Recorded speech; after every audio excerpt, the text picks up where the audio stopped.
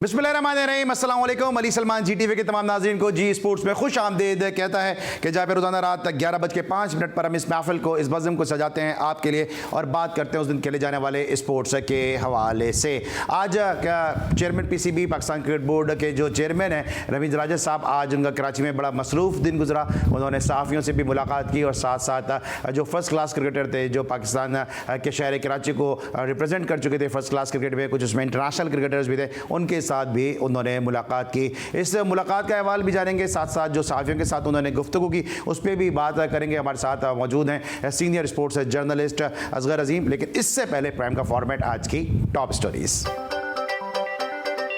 मुझे पता है मैं कहीं नहीं जा रहा कि स्टैम्प पेपर पर लिख कर दूं। अहमद शहजाद अपने खेल पर तवज्जो दें और रन्स स्कोर करके टीम में वापसी को मुमकिन बनाएं। रमीज राजा।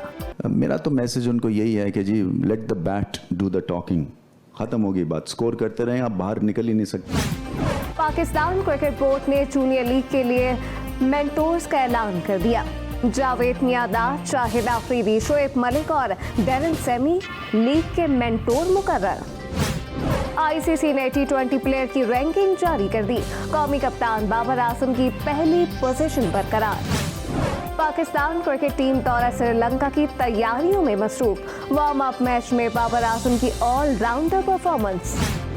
टीम से ड्रॉप होने के बाद बहुत मेहनत करना पड़ती है। दौरा श्रीलंका में अच्छी परफॉर्मेंस देने के लिए पुरुमीद हूं। नसीम शाह। कौमी हॉकी टीम को 9 साल बाद Sultan Azlan Shah hockey tournament में शिरकत का दावतनामा मौसूल हो गया। जी नाज़रीन, बात करेंगे क्रिकेट के हवाले से, लेकिन साथ साथ एक बड़ी अच्छी न्यूज़ आपने देखी कि 9 साल के बाद पाकिस्तान की हॉकी टीम जो है अजलान शाह हॉकी टूर्नामेंट में शिरकत करेगी और उम्मीद है कि पाकिस्तान की हॉकी टीम इसमें अच्छे खेल का मुजाहरा करेगी। असगर अजीम साहब मौजूद हैं रमीज़ राजा साहब की प्रेस कॉन्फ्रेंस के हवाले से गुफ्तगू करने के लिए, लेकिन रमीज़ राजा साहब ने कहा क्या, ये पहले वो सुनते हैं।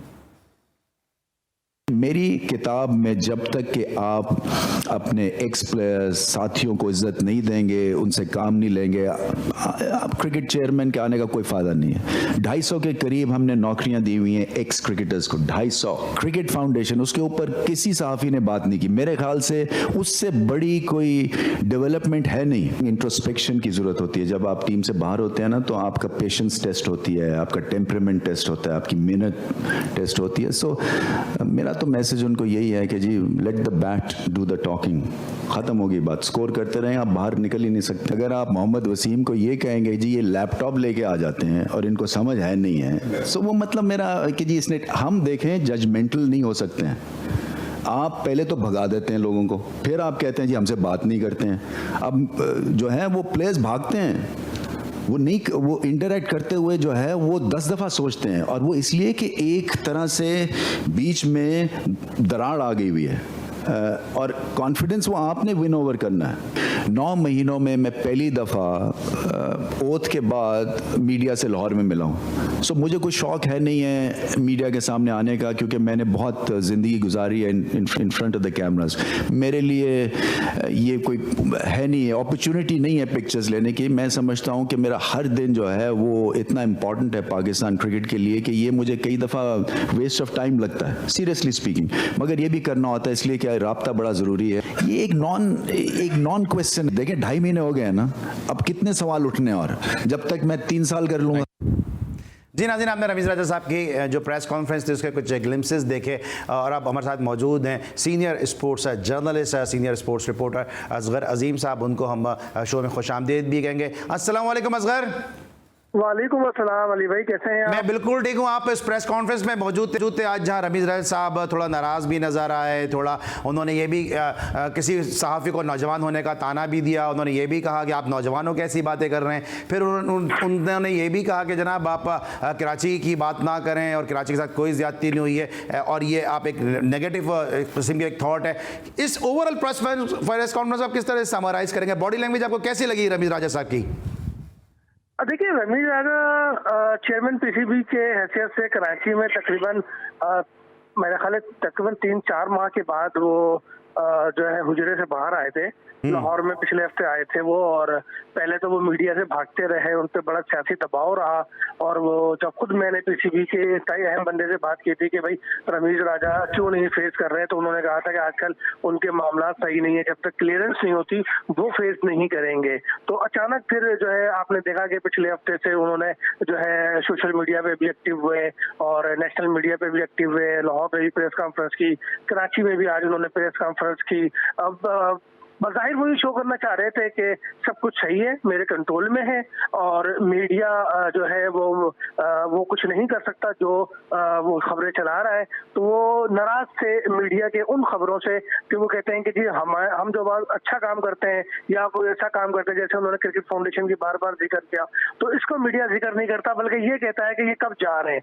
बात ये कि अखलाकियात वाली बात है, रमीज राजा साहब की एक कमिटमेंट थी, उस कमिटमेंट पे ही मीडिया सवाल कर रहा है। वो कमिटमेंट उन्होंने इमरान खान की मोहब्बत में खुद दी थी, और अब अगर उस पर सवाल हो रहा है तो उसमें एतराज फिर किस बात का। उन्होंने कहा था जिस दिन खान साहब चले गए मैं एक घंटे भी देर नहीं लगाऊंगा, फौरी तौर पर चला जाऊंगा। अब वो कहते हैं कि जी मैं 2.5 महीने हो गए और मैं अपनी जगह पे मौजूद हूँ, मैं कहीं नहीं जा रहा, और इसी तरीके से बातें होती रहेंगी और मैं अपने 3 साल मुकम्मल कर लूंगा। तो मैं नहीं समझता कि चेयरमैन की लेवल पे बंदा जो है वो इस तरह की बात करे और मीडिया को जो है खुद जो है वो राइट वे बताए कि जनाब आप ये काम करें, आप क्रिकेट को प्रमोट करें, आप हमारे जो है चीजों को ऊपर लेके जाए तो आपकी नौकरी चलेगी। मतलब हम सिर्फ मीडिया पॉजिटिव या नेगेटिव नहीं देखता। अच्छा असगर ये बताइए कि वहाँ पे आप जो स्पोर्ट्स जर्नलिस्ट एसोसिएशन है आप उसको भी रिप्रेजेंट करते हैं, और भी वहाँ पे आपका के जो अहदेदार थे वहाँ पे मौजूद थे, जिस तरह से उन्होंने कहा कि आपकी नौकरी चलेगी अगर क्रिकेट चलेगी, वहाँ किसी ने उनसे क्यों सवाल ये नहीं किया कि जनाब हम तो क्रिकेट दिखाना चाहते हैं, आप क्रिकेट चलाना चाहते हैं, हम क्रिकेट दिखाना चाहते हैं, आपका मीडिया डिपार्टमेंट के लोग तो खुद जो है वो फेवरेटिज्म दिखाते हैं, किसी यूट्यूबर को आपको अलाउ कर देते हैं इंटरव्यू देने के लिए, किसी के लिए ये कह देते हैं कि वो बीमार यूट्यूबर है इसलिए उसको हमने अलाउ कर दिया, किसी को किसी वजह से अलाउ कर देते हैं। तो सबको साथ आपके बराबर की तो मीडिया पॉलिसी है नहीं कि आप सारे चैनल्स को बराबर से देख रहे हैं, आप फेवरेटिज्म नेपोटिज्म तो आपके अंदर खुद है, तो फिर जब आपको मीडिया उड़ाता है तो फिर आप उस बात पर एतराज करते हैं। बिल्कुल सही कहा आपने। उन्होंने ये कहा कि प्लेयर जो है वो नेशनल मीडिया से दूर भाग रहा है, और उनसे पूछने कई लोगों ने 3-4 दफा बात रिपीट की, लेकिन किसी एक प्लेयर का नाम वो नहीं बता सके कि जो नेशनल मीडिया से दूर भाग रहा है। आपकी बात से बिल्कुल इत्तेफाक करता हूँ कि यहाँ पे जो है फेवरेटिज्म है, पीसीबी के अंदर मौजूद है, चंद अपने लोग हैं जिनको वो इंटरव्यूज भी कराते हैं, जिनको वो जो है तमाम तर सहूलियात भी दे रहे होते हैं इस हवाले से। लेकिन जहाँ तक बात है कि सवाल करने की, तो देखिए वो एक प्रेस कॉन्फ्रेंस है, प्रेस कॉन्फ्रेंस में जो है सामने वाला अपना सवाल करता है साफी, और जो सामने प्रेस कॉन्फ्रेंस कर रहा है उसका काम है जवाब देना। आर्गुमेंट जो है उस पर नहीं होती, तकरार प्रेस कॉन्फ्रेंस में नहीं होती, वो टॉक शो का हिस्सा है, और टॉक शो में रमीज राजा जो है वो आते नहीं है। उनसे हमारे सामने कई लोगों ने कहा, हमारे साथियों ने, कि सर हमें इंटरव्यू करना है, टाइम दे दें, तो वो उनको दाएं बाएं जो है वो टहलाते रहे, क्योंकि वो उनके फेवरेट नहीं है। तो जो उनके फेवरेट होंगे, जहाँ उनको इंटरव्यू देना होगा, जो उनके हाँ में हाँ मिलाएंगे, वहाँ पे वो इंटरव्यू बिल्कुल देंगे और देते हैं, और ये सब सिलसिला चल रहा है। लेकिन एक बात जो मेरी समझ में नहीं आई कि वो चाहते हैं कि सिर्फ पॉजिटिव चीज हम क्यों दिखाएं। देखिए मीडिया का काम तो नेगेटिव और पॉजिटिव दोनों चीजों को चेक करके, मैनेज करके, अपने ऑब्जर्वेशन की बुनियाद पर, अपने जराये की बुनियाद पर उस खबर को ऑन एयर करना है। अब ये तो जरूरी नहीं है कि जो बोर्ड बोले वो करें, क्योंकि नेशनल मीडिया। लेकिन असगर में एक सवाल ये भी बनता है ना, देखें सवाल ये भी बनता है, वो एक तरफ खुद कहते हैं कि पॉजिटिव चीज, मुझे पॉजिटिव चीजें दिखाएं मुझे, क्योंकि ब्रेक भी लेना था, क्विकली बता दिएगा। पॉजिटिव चीज जब आपका ग्रेड 2 जब आपका सिंध जीतता है, खुद मेरे ही शो में मुझे खून थुकवा दिया गुलाम अली को ऑन एयर लेने में, तो ये कौन सी नेगेटिविटी थी कि अगर वहां पे जाके हुरैरा 300 रन कर रहा है, एहसान अली अगर 300 रन कर रहा है, हम अपने शो में लाके उसको हाईलाइट करना चाहते हैं। तो मेरे पास तो रिकॉर्ड है सारे मैसेजेस कि जिस तरह मुझे पीसीबी ने जिस तरह मुझे जो है खून थुकवाया, उनको आने नहीं दिया, और फिर रमीज राजा साहब के इन्फ्लुएंस की वजह से जो है वो गुलाम अली मेरे शो का हिस्सा बन सके थे। तो ये चीजें नहीं क्या उनको नजर आती हैं? देखिए बहुत सारी चीजें ऐसी हैं जो बराह रास्त चेयरमैन को खुद भी नहीं मालूम होती। बाद हम आपको लास्ट आखिरी मीटिंग की एक मिसाल दे रहा हूँ कि एकेटी के पास जब ये मिलने के लिए गए थे तो मीडिया बगैर बुलाए पहुंचा था, विदाउट इन्विटेशन इनके पीसीबी के। तो वहां पे रमीज राजा ने कहा था मैंने किसी को मना नहीं किया, जिसने आना है वो आ जाए अंदर और मैं बात करने के लिए तैयार हूँ। तो ये जो दीवार बनाई हुई है ये इनकी मीडिया विंग ने बना रखी है।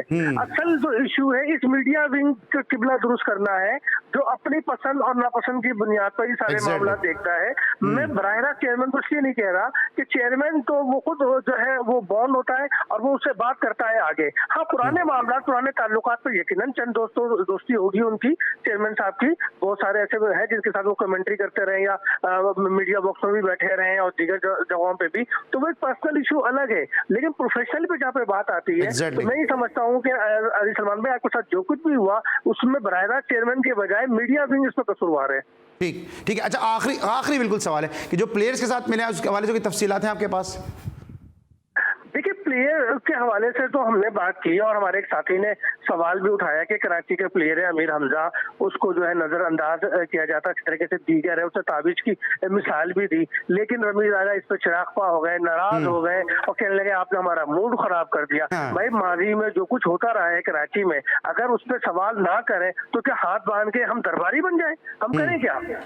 हम दरबारी तो नहीं बन सकते ना। ठीक हम ठीक है। जो सवाल है वो तो करना ही है। बिल्कुल, आप जो जवाब सवाल ना आते दें हैं वो और जवाब मौका देने मतलब हैं। अब किसी का अगर मूड खराब होता है तो होता है, सवाल करना तो सहाफ़ी का हक है। और आपने बिल्कुल सही कहा, प्रभारी बन के तो नहीं रह सकते। और मुझे तो हैरत है कि अगर शायद उनको अगर इतनी ज़्यादा होता, बताते कि खुर्रम मंजूर को आप ही का चीफ सिलेक्टर डोमेस्टिक का विराट कोहली कहता था, जैसे वो चीफ सिलेक्टर बना उसको कैसे वो खुर्रम मंजूर को भूल गया। आप ही के लोग जो हैं वो असद शफीक को ड्रॉप कर गए और सेम परफॉर्मेंस अजहर अली की है। अजहर अली कैसे खेलते नजर आ रहे हैं, शाहनवाज धानी क्यों अभी तक खेलते नजर नहीं आए, जाहिद महमूद क्यों ड्रॉप हो जाते हैं। तो सवाल तो बनते हैं। अब अगर मूड खराब होता है तो फिर होता रहे और अपने आप फेवरेट लोगों को जा के इंटरव्यू देते रहें और उनके साथ आप जो है वो चहमगोइयाँ करते रहें। लेकिन जब जो असली सवाल होंगे उनका सामना जब आपको करना पड़ता है तो फिर आपका मूड खराब हो जाता है। तो मेरे शो में भी दावत है जनाब, आपको आएँ तो देखें कि हमारा मूड खराब होता है, फिर आपका मूड खराब होता है। ब्रेक लेंगे, जब ब्रेक के बाद वापस आएंगे तो एक ऐसे क्रिकेटर से बात करेंगे कि जो नाराज़ हुए, जिनका मूड खराब हुआ और वो पाकिस्तान से क्रिकेट का नाता तोड़ के अमेरिका चले गए। मिलते एक छोटे से ब्रेक के बाद।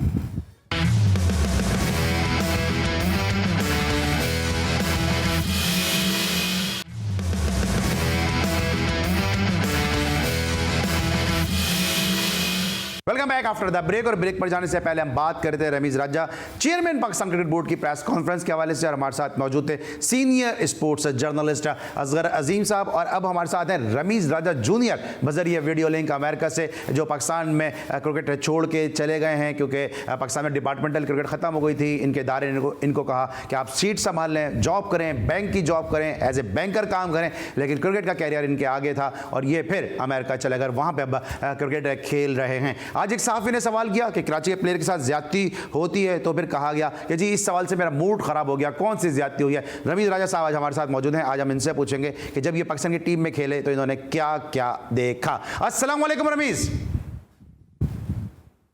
वालेकुम अस्सलाम अली भाई।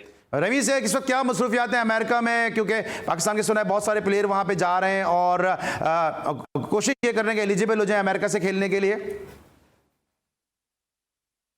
जी इंशाल्लाह ताला 1 साल रह गया है, इन अनदर लाइक 13 मंथ्स में जो है ना एलिजिबल हो जाऊंगा। ठीक है, तो ये कराची से क्यों चले गए? पाकिस्तान से क्रिकेट आप अच्छा खासा खेल रहे थे, आपने T20 इंटरनेशनल भी खेले और माशाल्लाह आप डोमेस्टिक में परफॉर्म कर रहे थे, लेकिन उसके बावजूद क्या आपको ऐसा नजर आया कि अब यहाँ सब कुछ छोड़ के अमेरिका चले गए कि जहाँ पे इतना क्रिकेट का इतना माहौल भी नहीं है, इतना कल्चर भी नहीं है? अली भाई, अनफॉर्चुनेटली जो डिपार्टमेंट्स बंद हुए थे उसका एक बहुत बड़ा सेटबैक था और वहां पे लाइफ गुजारना काफी मुश्किल होता जा रहा था और क्रिकेट में भी कुछ इतना जो है ना कहीं से कुछ नजर नहीं आ रहा था, जिस तरह के वहां पे माहौल बना हुआ है रीजनल क्रिकेट में भी और PSL लेवल पे भी जो माहौल बना हुआ है। तो आई थिंक इट वाज बेहतर डिसीजन किया मैंने। ठीक है, तो लेकिन ये बताइएगा कि आप जब खेल रहे थे यहाँ पे, तो आप अभी रमीज राजा साहब ये कह रहे हैं कि हमने 250 क्रिकेटर्स को ऑन बोर्ड किया हुआ है, तो 250 क्रिकेटर को हमने जॉब दी हुई है, ये वाला सिस्टम बड़ा ज़बरदस्त है। आप इस सिस्टम में, नए सिस्टम में खेल के गए, क्या आप मुतमईन नहीं थे इस सिस्टम से? क्योंकि जिस तरह रमीज राजा साहब कहते हैं कि हमने बहुत सारे लोगों को ऑन बोर्ड किया हुआ है। अली भाई, उस वक्त जब मैं आया था 2020 में, तो 19 में जो है वहाँ पे रीजनल कॉन्ट्रैक्ट बहुत कम दिए गए थे और उसमें कोई कैटेगरी सिस्टम भी नहीं था, तो उस वक्त बहुत प्रॉब्लम हो रही थी वहाँ पे। और जो फर्स्ट 11 सेकंड 11 की क्रिकेट है उसमें भी थोड़ी सी अनफॉर्चुनेट चीजें हुई कि आप कॉन्स्टेंटली परफॉर्म कर रहे हैं और आपको फर्स्ट 11 अगर कॉल नहीं कर रही है तो आप बेबस होके बस सेकंड 11 की क्रिकेट खेलते रहे। तो वो चीज भी थोड़ी समझ नहीं आ रही थी और कुछ ऐसे जो है साइंस भी मिल रहे थे कि इफ यू आर 30+ तो अब आपका कमबैक नहीं हो सकता। तो फिर जब अगर सिर्फ पैसे के लिए क्रिकेट खेलनी है तो फिर बंदा पाकिस्तान में क्यों खेले, फिर कहीं भी खेल सकता है अगर सिर्फ पैसे ही कमाना है तो। ठीक है, तो आपको क्या लगता है जो मौजूदा सिस्टम है जिसकी लोग बड़ी तारीफें भी करते हैं, कहते हैं बहुत पैसा आ गया है, 1-1 लाख रुपए भी बढ़ा दिए हैं और प्लेयर्स के इंसेंटिव भी शायद बढ़ गए हैं, कहते हैं कि जी हम बहुत ज़्यादा टेक केयर कर रहे हैं, तो पुराना सिस्टम बेहतर था या नया सिस्टम बेहतर है? अली भाई, ऑफ कोर्स पुराना सिस्टम बहुत बेटर था। एक जॉब सिक्योरिटी होती थी, मेडिकल सिक्योरिटीज थी, फैमिली थोड़ा सा सिक्योर फील करती थी ओवरऑल। अब जो है जो सीजनल बेसिस पे है कि आप एक सीजन अगर अनफॉर्चुनेट हो कि अच्छा नहीं खेल पाते तो आपको नेक्स्ट सीजन की कोई गारंटी नहीं है कि आप उसमें कॉन्ट्रैक्ट आपको मिलेगा या नहीं मिलेगा।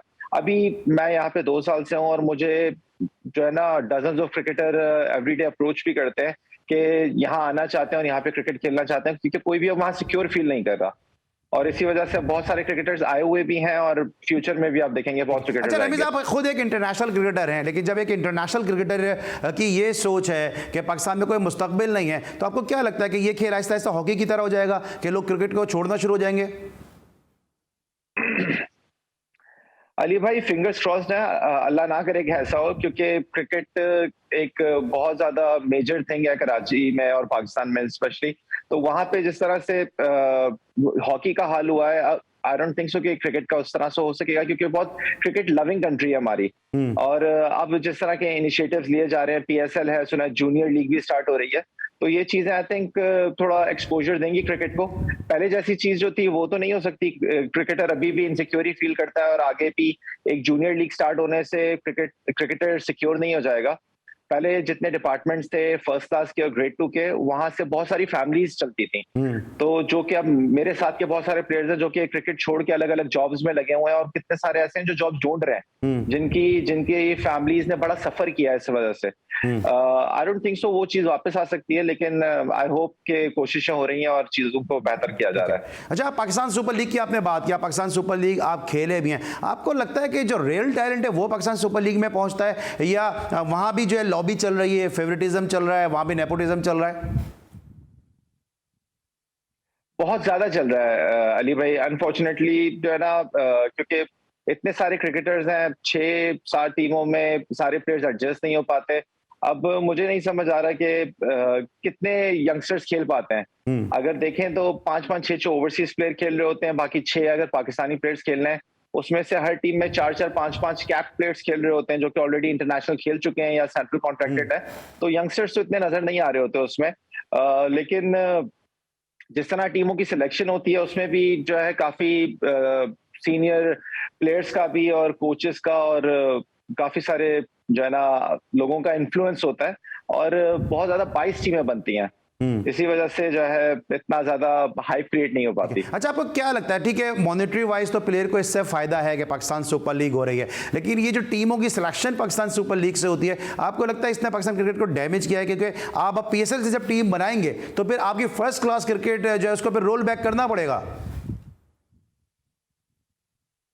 बिल्कुल अली भाई, अब देख लें कि जितने फर्स्ट क्लास के परफॉर्मर्स हैं उनको कोई जानता नहीं है, लेकिन PSL में कोई आके 150 करके ODI डेब्यू कर लेते हैं लोग, और T20 डेब्यू हो जाता है, सारी क्रिकेट खेल जाते हैं, और उसी तरह से टेस्ट में भी उनकी एंट्री हो जाती है। इस तरह से तो टेस्ट क्रिकेट और हमारी फर्स्ट क्लास क्रिकेट इसीलिए सफर भी कर रही है कि जितने फर्स्ट क्लास के टॉप परफॉर्मर्स हैं वो US से आना चाह रहे हैं। कितने प्लेयर्स मुझे इस तरह से अप्रोच करते हैं कि 15-15 साल 10-10 साल से फर्स्ट क्लास खेल रहे हैं, और अब उनको क्योंकि PSL की कोई टीम में उनकी जान पहचान नहीं है, तो इसलिए वो कहते हैं कि यार अब PSL में तो कोई फ्यूचर हमारा है नहीं, सिर्फ फर्स्ट क्लास कब तक खेलेंगे, तो USA की कोई अपॉर्चुनिटी मिले तो यही आना चाह रहे हैं सबके। तो इससे तो पाकिस्तान क्रिकेट ये दुनिया में जहाँ इंडिया से भी प्लेयर आ रहे हैं, पाकिस्तान से भी प्लेयर आ रहे हैं, आपके पास साउथ अफ्रीका से भी प्लेयर आ रहे हैं, बांग्लादेश से भी प्लेयर आ रहे होंगे, आपको नहीं लग रहा है फिर क्रिकेट सुकड़ के सबके सब जो है वो USA में खेलना चाहते हैं?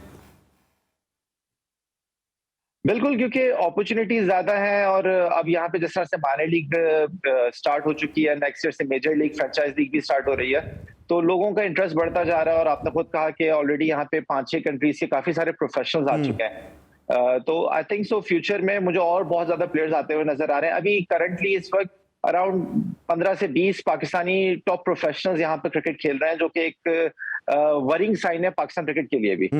लेकिन यहाँ पीसीबी तो चैन की बांसी बजा रहा है और कह रहा है कि क्रिकेट बहुत अच्छी चल रही है, हम बहुत अच्छा काम कर रहे हैं, बहुत पॉजिटिव काम कर रहे हैं। अगर प्लेयर वहां पे जाके खेल रहे हैं तो इट मींस है कि पाकिस्तान में उनको इतने मौके नहीं मिल रहे हैं। भाई अगर सिर्फ 15, 20 और 25, 30 प्लेयर्स की बात है तो वहां पे बहुत मौके मिल रहे हैं। ठीक है, हम बात लेकिन अगर ज्यादा नंबर्स को देखेंगे तो ज्यादा नंबर्स नहीं खेल पा रहे। ठीक है, हम रमीज राजा जूनियर से बात कर रहे हैं क्रिकेट के हवाले से। जरा इस वक्त हमने बात की थी इनसे कि क्यों कर जाओ अमेरिका जाके खेल रहे हैं, लेकिन जब ये पाकिस्तान की टीम में थे, अभी अहमद शहजाद ने भी कहा वकार यूनुस के हवाले से कि वकार यूनुस जो थे उनके साथ उनका रवैया अच्छा नहीं था। उमर अकमल और अहमद शहजाद के खिलाफ उन्होंने रिपोर्ट दी जिसने कैरियर को डैमेज किया। रमीज राजा साहब के टेन्योर में भी वकार यूनुस साहब एज ए कोच मौजूद थे, इनका एक्सपीरियंस कैसा रहा ये भी जानेंगे और दूसरे क्रिकेट से जुड़े मामला पे गुफ्तगू करेंगे एक छोटे से ब्रेक के बाद।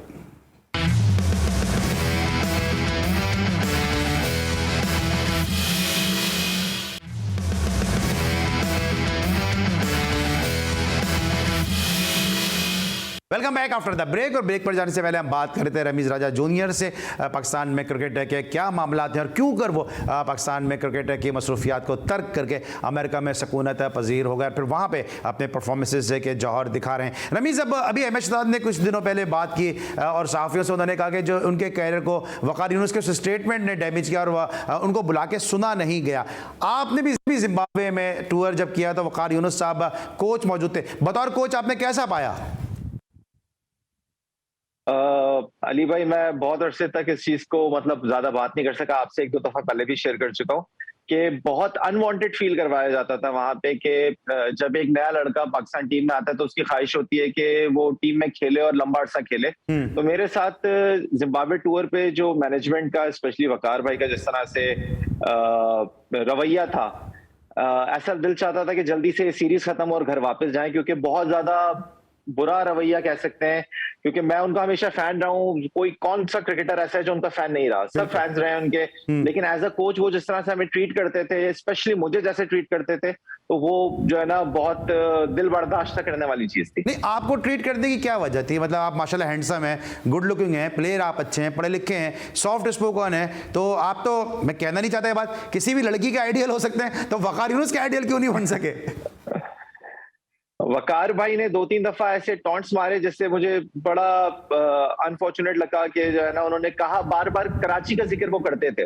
उन्होंने मुझे 2-3 दफा इस तरह से कहा कि भाई तुम कराची वाले ऐसे, तुम कराची वाले वैसे। और ये चीज मैं जब तक पाकिस्तान टीम में नहीं आया मैं नहीं मानता था कि ये रेसिज्म जैसी कोई चीज होती है, कि लैंग्वेज रेसिज्म भी होता है। क्योंकि मेरा नेशनल टीम का जो पहला इंट्रोडक्शन था वो वकार भाई के अल्फाज ऐसे थे कि भाई तुम पंजाबी समझ लेते हो? मैंने कहा बिल्कुल समझ लेता हूँ। तो उन्होंने कहा कि हाँ, क्योंकि मोस्टली सब हम पंजाबी स्पीकिंग है तो हम टीम मीटिंग पंजाबी में करते हैं। तो मैंने कहा हाँ, इसमें बार बार बताने की क्या जरूरत है।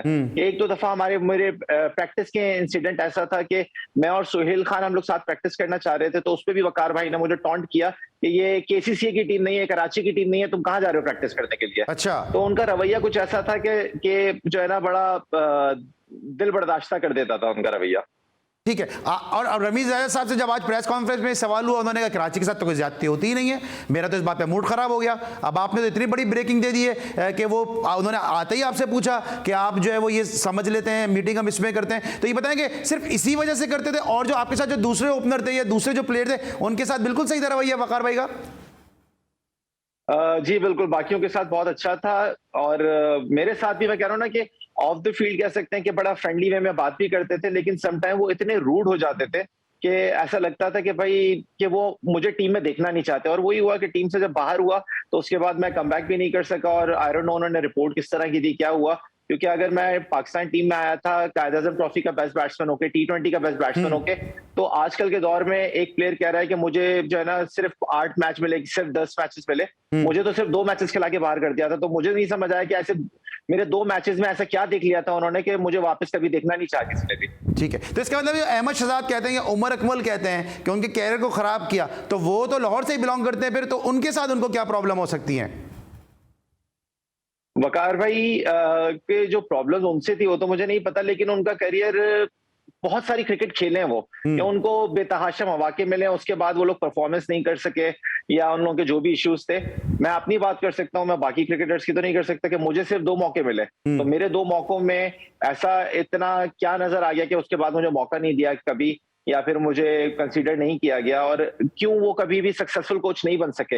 ये तो सवाल आई थिंक उन्हीं से करना चाहिए कि वो इतने बड़े लेजेंडरी प्लेयर थे लेकिन कभी अच्छे कोच, सक्सेसफुल कोच क्यों नहीं रहे। हर दफा उनका जो भी टेन्योर था वो इतना लो क्यों रहा है एज अ कोच। तो ये तो सवाल आई थिंक वकार भाई से करना चाहिए। अच्छा रमीज, क्या यही वजह है कि इस वक्त कौन कौन से प्लेयर हैं इस वक्त जो पाकिस्तान के जो बड़े प्लेयर हैं, जो डोमेस्टिक के बड़े नाम हैं, जो इंटरनेशनल खेले हैं, वो इस वक्त अमेरिका में मौजूद है और वो चाहते ही हैं कि अमेरिका में उनको खेलने का मौका मिल जाए?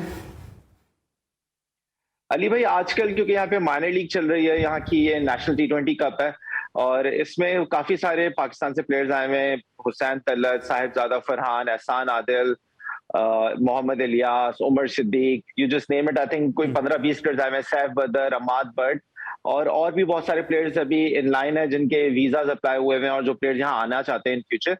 तो जिस तरह से यहाँ पे टीम और फ्रेंचाइज क्रिकेट प्रमोट हो रही है, आई थिंक इन फ्यूचर बहुत सारे पाकिस्तानी प्लेयर्स यूएसए में खेलते हुए नजर आएंगे। ठीक है, और सुनने में आ रहा कोई स्टेडियम भी वहां बन रहा है जो तनवीर अहमद साहब शाहरुख खान साहब के साथ मिलकर स्टेडियम कोई बना रहे हैं, कोई ऐसी भी कोई बातचीत चल रही है? जी बिल्कुल, यहाँ पे 3 ऑलरेडी एक इंटरनेशनल स्टेडियम तो है फ्लोरिडा में, लेकिन 3 और स्टेडियम्स बन रहे हैं। एक ह्यूस्टन में बन रहा है, एक जो आपने शाहरुख खान का जिक्र किया कि केकेआर का एक स्टेडियम बन रहा है एलए में, और एक और स्टेडियम बन रहा है जो कि डैलस में बन रहा है। तो आई थिंक 3-4 स्टेडियम ऑलरेडी बन रहे हैं और एक ऑलरेडी है यहाँ पे। तो फ्यूचर जो है क्रिकेट का बहुत तेजी से ये लोग प्रमोट कर रहे हैं यहाँ पे क्रिकेट को। इसी वजह से इतने सारे टेस्ट प्लेइंग नेशंस के अच्छे इंटरनेशनल प्लेयर यहाँ पर आ रहे हैं और खेल रहे हैं। ठीक है, अच्छा ये बताइए कि बहुत सारे लोग इस बात को एक्सपेक्ट कर रहे हैं कि समी असलम बहुत जल्द हमें खेलते नजर आ जाएंगे, तो आप और समी असलम कब तक एलिजिबल हो रहे हैं कि वो यूएसए की यूनिफॉर्म में हमें नजर आए? अली भाई, सिलेक्ट होना ना होना ये तो फ्यूचर की बात है, लेकिन एलिजिबल मैं 12 महीने के बाद, 1 साल के बाद मैं एलिजिबल हो जाऊंगा, और समी भी आई थिंक 18 मंथ्स के बाद समी भी एलिजिबल हो जाएगा, क्योंकि यहाँ पे 3 इयर्स आपको एज अ रेजिडेंट आपको यहाँ रहना होता है। तो मेरा जो है ऑलमोस्ट 2 साल हो चुके हैं, समी का भी 1.5 साल हो चुका है। तो काफी सारे प्लेयर्स जो हैं वो नेक्स्ट 1.5 ईयर में यहाँ पे एलिजिबल होंगे। तो होपफुली जो 24 के वर्ल्ड कप का स्क्वाड है वो काफी अच्छा होगा। ठीक है, तो अभी जो उसके बाद जो असाइनमेंट है, पहला इंटरनेशनल असाइनमेंट है, क्या वर्ल्ड कप के लिए क्वालिफाइंग राउंड खेलने हैं आप लोगों ने? असाइनमेंट है क्या, फ्यूचरिस्टिक प्लान क्या है? जी क्योंकि 24 वर्ल्ड कप जो है उसकी तो ऑटोमेटिक क्वालिफिकेशन मिली है यूएसए को। वेस्ट इंडीज को यूएसए ऑटोमेटिक क्वालिफाइड है, क्योंकि बिल्कुल क्योंकि यूएसए में भी कुछ मैचेस हैं तो होम कंट्री को उन्होंने ऑटोमेटिक क्वालिफिकेशन दिया। तो आई थिंक यहाँ पे भी ये लोग ज्यादा प्रिपेयर 24 वर्ल्ड कप के लिए ही कर रहे हैं। और अभी रिसेंटली यूएसए की टीम जिम्बाब्वे गई हुई है, जिम्बाब्वे और नमीबिया गई हुई है क्वालिफाइंग राउंड खेलने के लिए, जो कि अभी 2022 का T20 वर्ल्ड कप है उसका क्वालिफिकेशन राउंड खेलने गए हुए हैं। ठीक है, और इंग्लैंड से भी प्लेयर आए हुए हैं और साथ साथ न्यूजीलैंड से भी प्लेयर आए हुए हैं, तो वहां से कौन कौन से प्लेयर आए हुए हैं? न्यूजीलैंड से कोरी एंडरसन आए हुए हैं, वो भी I think so another 6 to 8 months में कोरी भी जो है क्वालिफाई कर जाएगा। तो कोरी एंडरसन न्यूजीलैंड से है, वो तो अच्छी आईपीएल लेवल की भी क्रिकेट और न्यूजीलैंड से भी काफी खेल चुका है। उसके अलावा इंग्लैंड से लियम प्लंकेट आया हुआ है, वो भी यहाँ पे खेल रहा है क्रिकेट अभी। इस तरह से अराउंड 50 to 60 प्रोफेशनल अच्छे प्लेयर्स हैं जो कि all over the world, Pakistan, India, south Africa, New Zealand, England, Sri Lanka से 2-3 प्लेयर्स आए हुए हैं जो कि यहाँ पे अभी वो भी 1 साल में एलिजिबल हो जाएंगे। तो आई थिंक यहाँ पे क्रिकेट का जो फ्यूचर है वो काफी ब्राइट नजर आ रहा है अभी तक। ठीक है, अच्छा अब जरा से बात करते हैं, आप वहाँ पे हैं, आपको पाकिस्तान के क्रिकेट के हवाले से खबरें मिलती होंगी, आपको कैसा लगता है जब आप देखते हैं कि पाकिस्तान की टीम में कराची एक बड़ी क्रिकेट की नर्सरी होता था, अब कराची के पहले इतनी तादाद में नज़र नहीं आते हैं, सरफराज अहमद भी जो है वो टीम में ऑन एंड ऑफ होते हैं, कभी ड्रॉप होते हैं, कभी आ जाते हैं, असद शफीक और अजहर अली दोनों ही परफॉर्मेंस नहीं दे रहे थे, लेकिन अजहर अली का कमबैक हो जाता था, असद शफीक अभी भी टीम से बाहर हैं, खुर्रम मंजूर को जो है वो विराट कोहली का कहते थे चीफ सेलेक्टर साहब, जब तक वो चीफ सेलेक्टर नहीं बने थे, अब खुर्रम मंजूर दूर दूर तक नजर नहीं आते हैं, 300 रन से स्कोर करता है एहसान अली नजर नहीं आता है। तो आपको क्या लगता है कि क्या कराची में क्रिकेट खत्म हो गई है? मुझे ऐसे ही नजर आ रहा है कि शायद कराची में व्हाइट बॉल से क्रिकेट खेलना छोड़ दिया हम सबने, क्योंकि सिर्फ रेड बॉल में एक फवाद है, वो भी उनकी मजबूरी है सबकी, क्योंकि उसने इतनी परफॉर्मेंसेस दी हैं कि उसको जल्दी करके बाहर नहीं कर सकते। अदरवाइज कराची का कोई भी व्हाइट बॉल टीम में प्लेयर ही नहीं है, तो ये बड़ा अनफॉर्चुनेट है। आपने खुद ही नाम लिए, असद भी यहाँ आए हुए आजकल, और खुर्रम जो है, खुर्रम के भी आई थिंक फ्यूचर प्लान्स मैं कोशिश कर रहा हूँ कि खुर्रम भी यहाँ पर आ जाए, क्योंकि वहां पे तो आई डोंट थिंक उसको कंसीडर कर रहे हैं। मुझे नहीं समझ आता खुर्रम उससे ज्यादा क्या करे जितनी वो परफॉर्मेंसेस कर चुका है डोमेस्टिक में। आपने नाम लिया एहसान का, एहसान अली लास्ट ईयर उसकी जो PSL में और जो फर्स्ट क्लास में परफॉर्मेंसेस थी, आई थिंक वो पहला नाम होना चाहिए था जो कि कहीं पर भी कंसीडर होता, लेकिन उसको कहीं कंसीडर नहीं किया गया। अनफॉर्चुनेटली हारिस बहुत अच्छा प्लेयर है, लेकिन वो एक दो 50s करके नेशनल टीम का डेब्यू कर जाता है, और एहसान अली की जो परफॉर्मेंसेस थी, एहसान अली का कोई नाम भी नहीं ले रहा है। तो ये ऐसी चीजें कि जो सोचने पर मजबूर करती हैं कि ऐसा क्या प्रॉब्लम है हम कराची के प्लेयर्स के साथ कि किसी को समझ ही नहीं आ रहे, कि हम किसी को पसंद ही नहीं आ रहे, चाहे परफॉर्मेंसेस करें चाहे ना करें। तो ऐसा क्या रीजन है जो कोई कहीं कंसीडर ही नहीं हो रहा कि सऊद शकील, आपने कहा कि सऊद शकील इतने अरसे से टीम में है कि उसको कभी कंसिस्टेंटली खिला नहीं पा रहे हैं, कि सऊद शकील के नंबर पे कभी कोई विकेट कीपर बैट्समैन खेल जाता है, कभी कोई खेल जाता है। तो आई डोंट नो कि ये जो है ना इसको कौन सही करेगा, क्योंकि प्लेयर्स तो इसी तरह से हार्ट ब्रोकन हो के जो है ना कंट्री छोड़ते चले जाएंगे। ठीक है, और यही कुछ आपको लगता है कि साद अली के साथ भी था, क्योंकि साद अली भी जो है वो अमेरिका चले गए? बिल्कुल बिल्कुल, साद अली जिस सीजन उसने रन किए, उसने मतलब बैक टू बैक 2-3 सीजन 1000 और 1000+ रन किए उसने। उसको टीम के साथ 2-3 टूर्स कराए, घुमा फिरा के उसको ड्रॉप कर दिया, उसको वनडे खिलाया, तो as a top middle order batsman है उसको 8वें नंबर पे वनडे खिलाया। कोई सवाल पूछने वाला नहीं है कि एक बैट्समैन 8वें नंबर पे डेब्यू करके ड्रॉप हो जाता है और वो कहाँ जाता है। कोई पूछने वाला नहीं है कि वो आज यूएसए में क्रिकेट खेल रहा है और वो भी यहाँ पे 1.5-2 साल में वो भी एलिजिबल हो जाएगा और वो भी यूएसए के लिए इंशाल्लाह खेलेगा। ठीक है, अच्छा रमीज, आखिरी मेरा आपसे सवाल ये है, क्योंकि अब टाइम बहुत तेजी के साथ खत्म हो रहा है, कि आपने इंडिया के खिलाफ अंडर-19 वर्ल्ड कप के उस फाइनल में सबसे ज्यादा रन बनाए, जो बड़ा लो स्कोरिंग रहा, इतना इन्वेस्ट किया रमीज राजा के ऊपर, लेकिन फिर पाकिस्तान क्रिकेट बोर्ड से फायदा नहीं उठा सका। जब कुछ रमीज राजा बन गया तो फिर उसको खिलाया नहीं गया। तो ये क्या कहेंगे जो इंडिया पाकिस्तान के दरमियान वो लो स्कोरिंग फाइनल था, जहां से सरफराज बने, अनवर अली बने? अली भाई, उस वर्ल्ड कप से भी जिस तरह से मतलब जो टीम की परफॉर्मेंसेस थी, अब उस वर्ल्ड कप के बहुत सारे प्लेयर्स हैं कि जिनको आज कोई भी नहीं जानता और जो क्रिकेट छोड़ के बैठे हुए हैं और जो इधर उधर दुनिया के कोनों में है। ऐसा हमारे साथ सिर्फ उस वर्ल्ड कप में नहीं, उसके बाद भी बहुत दफा हुआ है। और मेरा ना क्रिकेट खेलना कि मैं 15 साल वहां पे ऑलमोस्ट फर्स्ट क्लास क्रिकेट खेला हूँ, ऑलमोस्ट मेरे 100 मैचेस हैं, तो 15 साल कोई फर्स्ट क्लास क्रिकेट ऐसे ही नहीं खेलता। और अगर कोई नेशनल टीम में आता है तो वो परफॉर्म कर ही आता है, लेकिन वहां पे मौके देना और वहां पे उसको कैसे ट्रीट किया जाता है, ये चीज प्लेयर बनाती है। और इसीलिए कराची के प्लेयर कभी भी लंबा अरसा नहीं खेल पाते, क्योंकि वहां पे उनको सपोर्ट ही नहीं मिलती, वहां पे उनको कोई बैक ही नहीं करता।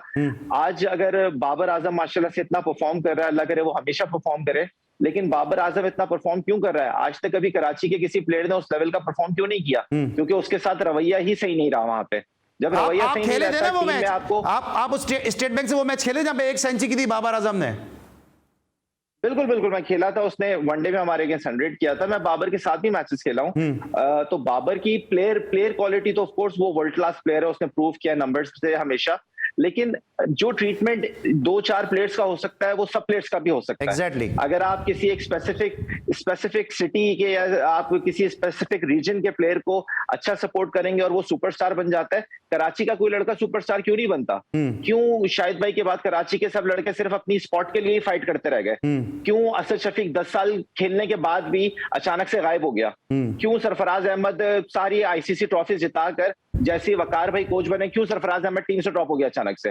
तो ये चीजें सवाल आप पूछेंगे तो आपने मुझे भी कहा कि लोग नाराज हो जाते हैं और हमारे चेयरमैन भी नाराज हो गए कि आपने मूड खराब कर दिया उनका। तो ये इस तरह के सवाल जो है हमेशा मूड खराब करते रहेंगे। चले ठीक है, thank you so much Ramiz, बड़ा हमेशा की तरह मजा आया आपसे गुफ्तगू करके। और ये नशिस्त अभी जो है थोड़ी अधूरी है, इंशाल्लाह आगे भी आपको हम ज़हमत और दावत देते रहेंगे। थैंक यू सो मच, इंशाल्लाह। Thank you so much for being with us. ये थे रमीज राजा जूनियर, और रमीज राजा जूनियर एक बहुत ही नाइस है और सॉफ्ट स्पोकन और ह्यूमन हम्बल इंसान है, लेकिन जो है जिस तरह रमीज राजा साहब का दिल दुखा हुआ, यकीनी तौर पे इनके दुख का कुछ आपने इजहार भी देखा, और उन्होंने आज पूरी कहानी बता दी कि क्यों कर जो है वो जो कराची के प्लेयर के साथ ज्यादती होती है, यंगस्टर जब पाकिस्तान की टीम में जाता है उसके साथ फिर क्या रवैया होता है, और अगर ये सवाल कर लो तो फिर जो है सरकार का मूड खराब हो जाता है। आज के लिए बस इतना ही, इंशाल्लाह कल रात एक दफ़ा फिर होगी मुलाकात। अली सलमान को पूरी प्रोडक्शन टीम के साथ इजाज़त दीजिए, अपना बहुत ख्याल रखिए, अल्लाह हाफ़िज़।